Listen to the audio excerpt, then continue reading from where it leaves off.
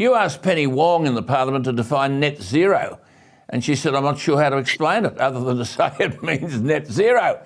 But what they won't tell us, Pauline, is how much net zero will cost. Net zero by 2030, 43% reduction in emissions by 2030. In law, it's been passed by the 12 Greens and the Independent Senator David Pocock. But when you ask anybody, and it got Bill Shorten into trouble at the election before the last, what will this cost, not just in electricity generation, but in agriculture and transport, no one can answer. But the key point here, Pauline, is the Assistant Minister for Climate Change, and she's a nice enough lady, Jenny McAllister.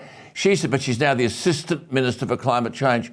She said that net zero, Pauline's shaking her head, listen to this, was a matter of balancing emission generators with sinks, quote, to achieve a balance between anthropogenic emissions by sources and removals by sinks of greenhouse gases. And what that really means is a balance between sources and sinks. Now, Pauline, if that is an answer, they're in trouble before the fight has begun, surely. They didn't even know how to answer it. They had to go through the Paris Agreement. They found that statement in Article 4 because that's all they could find. The Paris Agreement doesn't even use the word net zero. It's not even in the whole document. The fact is, Alan, is if they cannot answer net zero, that tells me how brain dead they are with the policies they put up about climate change and 43% emissions reductions because they have no idea. And heaven help us where we're headed now under this government with the Greens and David Pocock. It concerns me. But again, I'll tell people, you've got to feel some hurt and pain. You voted for them. You put them in there. You've given them control of this country.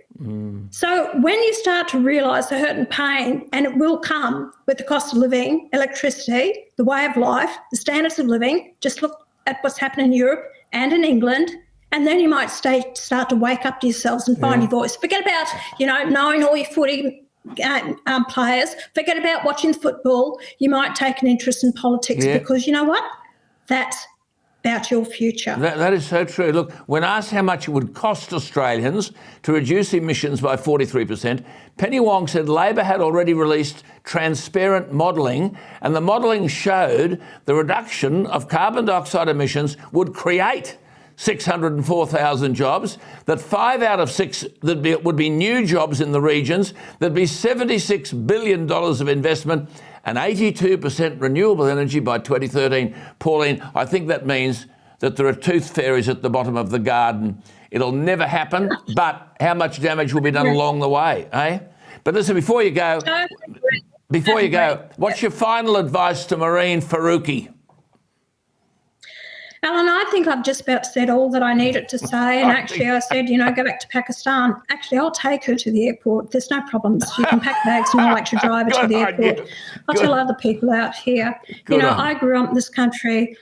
We sang Save the Queen every morning. We raised the flag. There was pride in our country, who we are as a nation.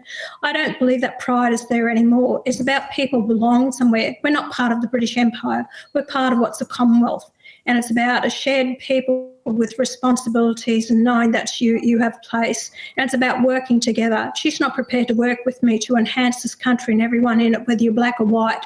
Then she shouldn't be in the parliament. She shouldn't be in this country. Go back to Pakistan.